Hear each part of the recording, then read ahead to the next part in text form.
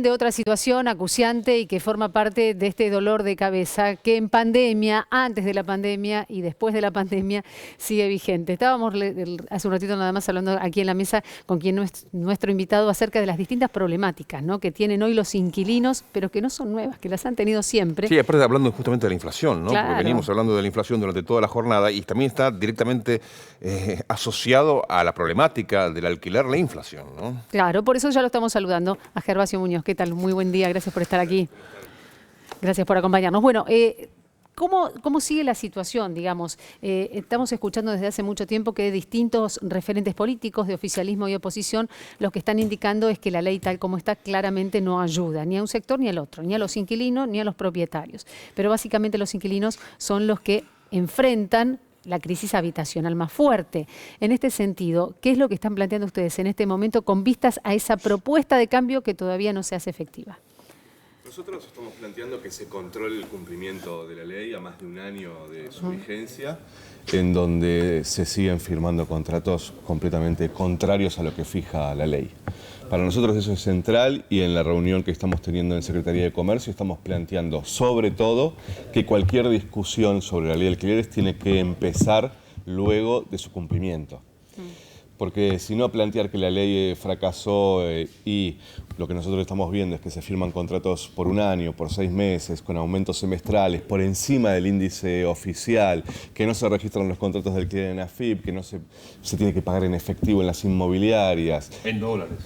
En dólares también, cosa que es completamente ilegal, pero hay cada vez más alquileres en dólares por la especulación que hay en el sector.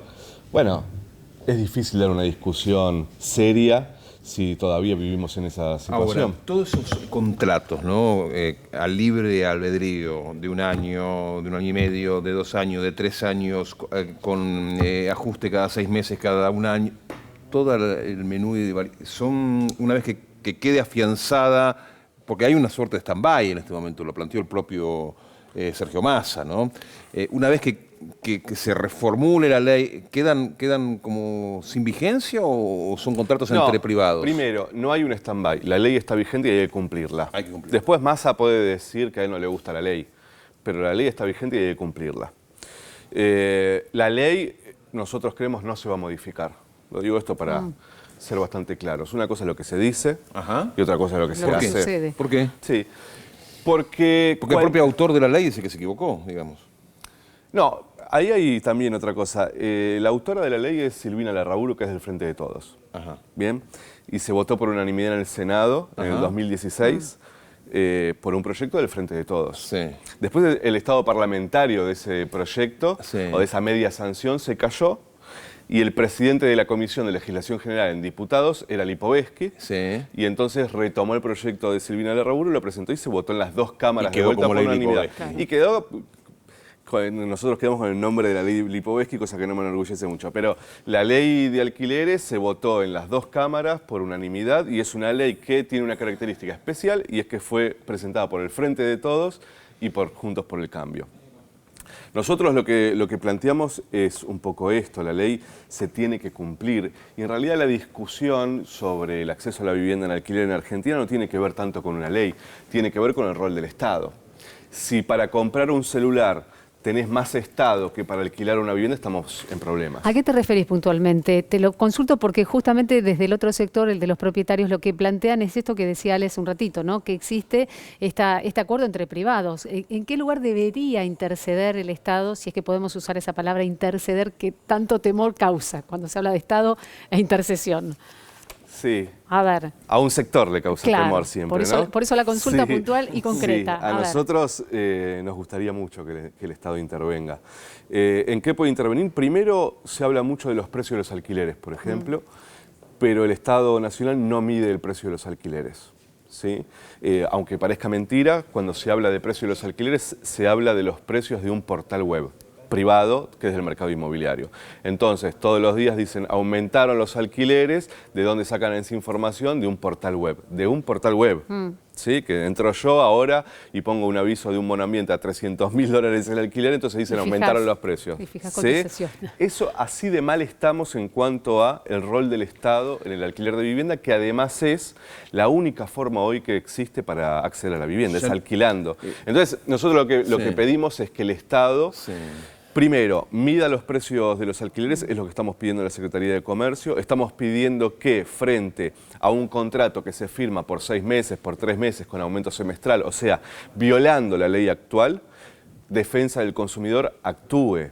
Hoy no hay ventanilla del Estado en ninguna parte del país que proteja los derechos conquistados por los inquilinos. ¿Se entiende? Sí. O sea, uno compra un celular y está Defensa del Consumidor. Ahora, uno alquila una vivienda y no hay estado, es una impunidad absoluta. Vamos a ustedes. Sí, No, con las lo cierto limitaciones. es que no hay información oficial no solo de precios, sino tampoco de quiénes son los inquilinos en Argentina, ni quiénes son los propietarios. No hay información pública de eso.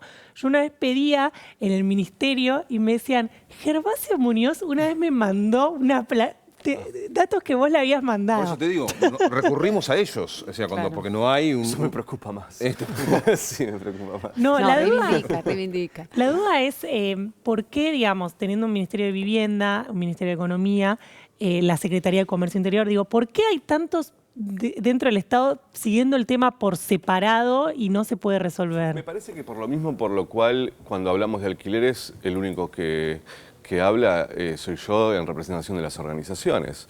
No van a encontrar a alguien de la política que venga a plantear cómo se resuelven los problemas de los inquilinos. Por lo general lo que escuchamos más es alguien de la política diciendo cómo le van a resolver los problemas al mercado inmobiliario, que es la ley fracasó, los 11 proyectos que tiene Juntos por el Cambio en el Congreso para modificar la ley, que plantean contratos de 1 año o de 2, actualizaciones semestrales o lo que ellos llaman el acuerdo entre partes, que es una forma de decir vamos a hacer lo que el mercado quiera y los inquilinos lo van a tener que aceptar. Los 11 proyectos que figuran en el Congreso, presentados por Juntos por el Cambio, es para flexibilizar aún más el acceso a la vivienda. Y a mí me parece que hay una tensión muy fuerte a partir de la votación de la ley de alquileres, en donde nosotros, al haber logrado que se vote la ley, después de 40 años que no se votaba una ley de alquileres en el Congreso, hemos puesto al Estado en una situación bastante incómoda para ellos, que es o hacerse cargo del cumplimiento de la ley o modificarla, pero la modificación tiene que ver con legalizar la práctica del mercado inmobiliario hoy, ¿sí? Contratos cortos, etcétera. ¿Para qué? Para que el Estado se tenga que desentender de la responsabilidad que le cabe en proteger el derecho a la vivienda en alquiler. Lo que pasa Eso es que es la discusión que hay hoy. También el Estado se enfrenta a posiciones extremas desde la política, desde la derecha extrema, desde la izquierda extrema, que pide una intervención sobre, por ejemplo, las viviendas ociosas, ¿no? Que son miles y miles, porque hay mucha gente que entiende de que no es negocio en este momento alquilar y que si lo puede vender, lo vende, porque la verdad que bueno, con toda la catarata y el menú que conocemos, ¿por qué alguien no pondría en alquiler en la República Argentina? Sí, Ahora, yo lo que creo es que si el Estado sí, a ver. ni siquiera puede lograr que se cumpla un contrato de 3 años y la derecha avanza. Si el Estado no puede lograr que alquilar una vivienda forme parte del menú de las políticas de Estado fundamentales para garantizar un piso de igualdad un poquito más justo, crece la derecha. Entonces, a mí me parece que es medio un círculo vicioso, ¿no? En donde el Estado no quiere meterse en un tema, la situación es gravísima, por lo tanto, cuesta cada vez más llegar a fin de mes, entonces la derecha crece.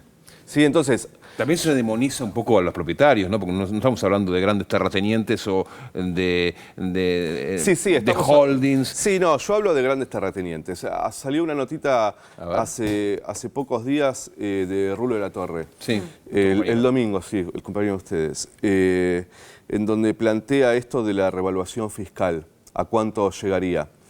Y en esa misma se plantea que hay solo 250.000 propietarios que tienen 850.000 viviendas, solo en la ciudad de Buenos Aires.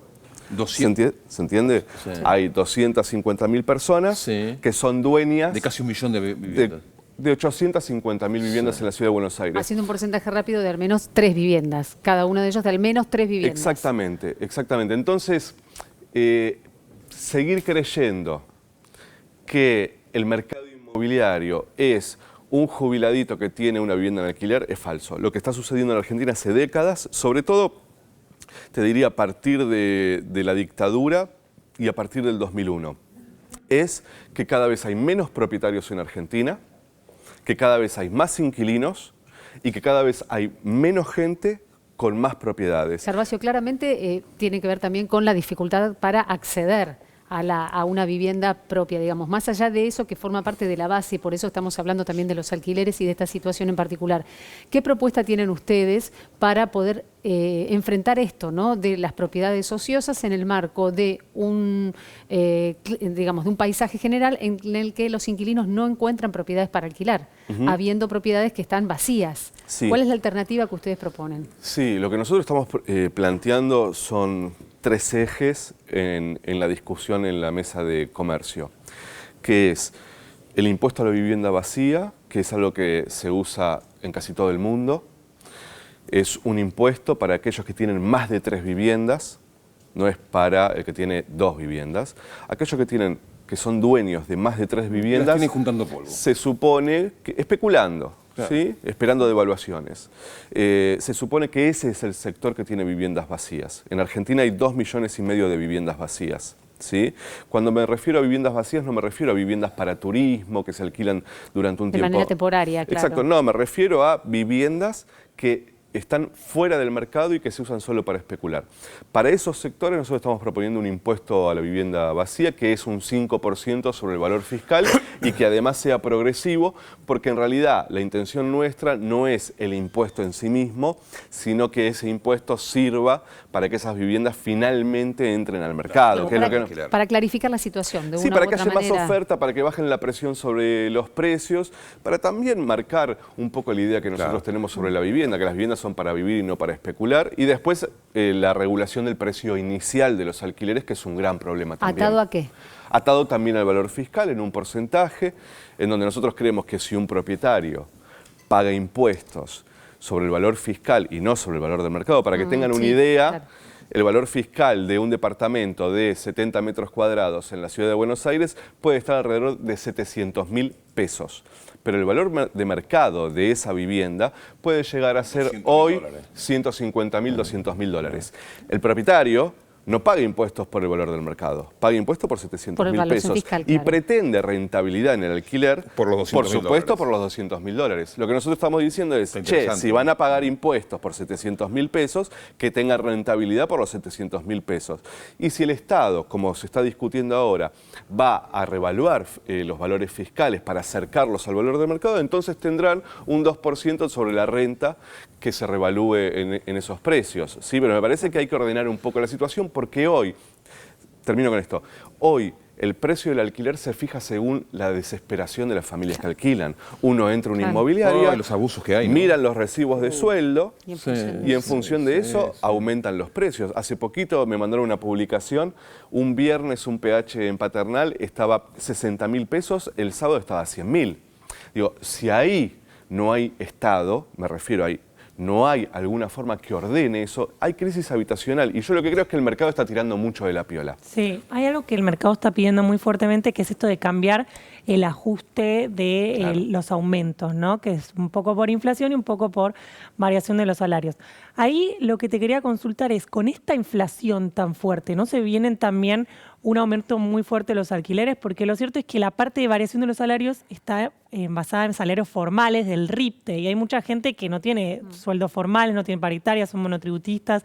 ¿Eso podría llegar a haber algún cambio o hay alguna autocrítica de ese tema? Yo te digo la verdad, creo que lo mejor que hemos hecho, si se cumpliese la ley, es haber logrado que durante un año se pague el mismo precio del alquiler en una Argentina que en un solo mes tiene casi 5 puntos de inflación, en donde en solo 2 meses hubo 10% de aumento de alimentos. Entonces, creo que este promedio entre inflación y salario, pero que además la actualización esté permitida solo cada 12 meses, hace que las familias que alquilamos durante un año paguemos un precio fijo. Eso no sucede en ningún precio de la Argentina, que durante un año pagues el mismo precio. Estable. Ahora, ¿por qué el mercado pide eso? El mercado lo que está pidiendo es que haya aumentos Sí, cada 6 meses. cada ¿no? 6 meses o, también digo, para hablar de los proyectos de ley, después viste que se dice cualquier cosa porque es gratis, pero en el Congreso los proyectos dicen aumentos cada 6 meses y en otros casos dice que se puede aumentar todos los meses sin índice, o sea que el mercado decida, por ejemplo, aumentarte 5% todos los meses. Como el Blue. Como el Blue. Sí, lo que El quieren Blue es baja, el flexibilizar. alquiler no, ¿no? Lo El que Blue pa- baja a veces, el alquiler nunca baja. El precio de las Claro. viviendas bajaron un 30%, Sí. sin embargo los alquileres siguen subiendo. Yo lo que quiero dejar en claro es esto, cuando se discute flexibilización laboral y cuando escuchamos al empresariado diciendo que hay que flexibilizar el trabajo porque eso va a generar más trabajo, es exactamente lo mismo que plantea el mercado inmobiliario. El mercado plantea que se desaloje rápido la gente porque eso seguramente va a generar que se pueda alquilar más fácil. El mercado plantea aumentar todos los meses el precio del alquiler porque seguramente eso va a fomentar. Bueno, en realidad lo que te plantean es flexibilizar absolutamente el acceso a la vivienda aún más en un país que tiene una particularidad muy extraña, que es que la vivienda está dolarizada desde la última dictadura y eso no es se muy discute. salvaje, además, es muy salvaje porque y ya tenemos que ir cerrando porque Sí. tenemos que irnos a la 9 de julio, que está todo cortado, es un caos también ahí y con reclamos legítimos además, ¿no? A veces da la sensación de que todas las condiciones que te ponen para el que necesita alquilar son imposibles de cumplir y si las podés cumplir no te haría falta alquilar. Sí, Como cuando sacabas un crédito hipotecario, que vos ibas, te o sentabas... una financiera. O una financiera decís, no, pero las horas extras no te las tomo. Entonces, si yo tengo que tener este sueldo para acceder a este crédito hipotecario, si yo tuviera todas estas condiciones, no me haría falta pedirte el crédito. Bueno, eso sucede en el mercado del alquiler de vivienda en Argentina porque no hay Estado. Nuestra pelea es que el Estado se haga cargo de tener políticas públicas de alquiler, que además es la única forma de acceder a la vivienda hoy en Argentina. Gervasio, gracias por habernos acompañado, interesantísimo, No, porque es una ustedes. realidad que realmente está generalizada Vamos a en la contarle que hace 10 Argentina. minutos que la producción y nos que está diciendo además, por la cucaracha claro, que redondiemos. Pero me además- parece que es un tema que nos impacta, ¿no, Flor? Sí, ¿sabes qué? Es una anécdota mini personal antes de cerrar. Mi hermano se fue a vivir a Barcelona, volvió ahora de vacaciones, lo vi y digo, ¿qué onda el tema del alquiler? Le pregunté. Y me dijo, me tuve que pelear para que me cierren por menos años. Querían cerrarme un contrato por 5 años y me dijo, me tuve que pelear para que sean 3. Allá el plazo mínimo en España hace muy poquito tiempo, el plazo mínimo es de 5 años, pero el inquilino puede elegir quedarse 2 años más, o sea, 7 años. Acá nosotros estamos peleando para que se cumpla el de 3. No, o venís pagando 500 euros por mes y viene el propietario y te dice, no te la querés quedar la casa, pagá 250 euros de acá a que te mueras. Leasing, el leasing Una de suerte los de inquilinos. leasing.